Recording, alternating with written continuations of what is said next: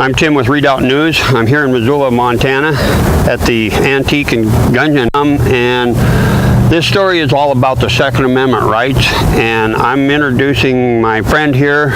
She attends a lot of these shows, and she got a little bit of a Second Amendment story. Joanna. So I moved to Montana 23 years ago. I am a rock hound. I go out in the woods a lot, and I felt I needed a handgun to protect myself from, snakes, wolves, whatever that you might run into out in the woods. So I went out, I was taught how to shoot a gun, and I purchased my first gun. I went to my first gun show that I'd ever gone to, and I met my husband, not knowing that he was going to be my husband. We met at the gun show.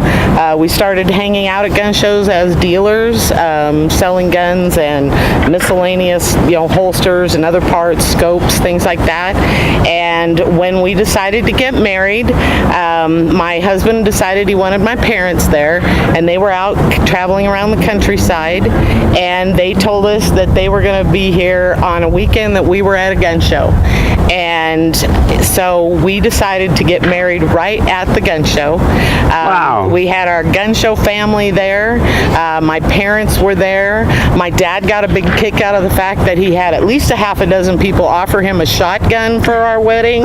And the local paper, the guys at the show decided they wanted some free advertising, so they called up the local paper and told them they had a couple getting married at the gun show, so they came down and interviewed us and put it in the paper and gave us some free advertising for the show. But then the AP picked up on it, and it went nationwide, and we ended up in a lot of different publications because we got married at a gun show. That's awesome. To us, there was nothing wrong with it because we met and we have lots of friends, extended family, or our gun show family. It fit, yeah. Exactly. And so we had no problem with getting married at a gun show. And That's neat. But it was something that really made people, That is a neat story, America. Yeah.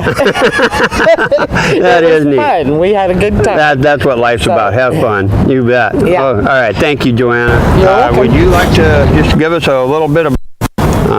I think our Second Amendment rights are one of the most important rights that we have as a female outdoor enthusiast. The self-defense is a very important part of our Second Amendment rights, and in so many places, like Missoula, Montana, we have the elected officials of the local area saying that they don't agree with your position on being able to keep and bear arms.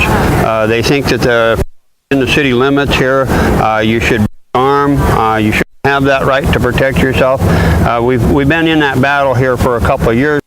And if you got any ideas on the things that the people need to maybe step up and do, would you have any suggestions on? I will always vote for the person who supports my Second Amendment rights.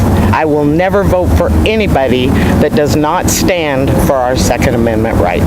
I'm Tim with Redoubt News. Well, again, my name's Hayes Olapoik. I've been the chairman of the Missoula Gun Show in Missoula, Montana since 1968, so this is my 50th year of being a co-chair or chairman of the gun show in Missoula, Montana. It's been an honor and a pleasure to work with everybody across the state of Montana and the West, the collectors that come and display their wares. And the gun show is a place where Americans come to express their freedom of assembly, their freedom of their rights of free speech, and their historical rights of the right of the Second Amendment to keep and bear arms. These are fundamental rights that we need to maintain in our country in the years ahead. Lots of people in the world don't have free assembly. Lots of people don't have free. People forget that in Rwanda a few years ago in our lives, 500,000 people were killed with machetes. Here in Missoula, right has been over the past with the city. Have you heard any more on that, Hayes, or do you? I just know that the city of Missoula is trying to enacting laws in different cities all the way across our state that have varying laws that would make one person illegal here and illegal there and here, and then nobody would know what's going on.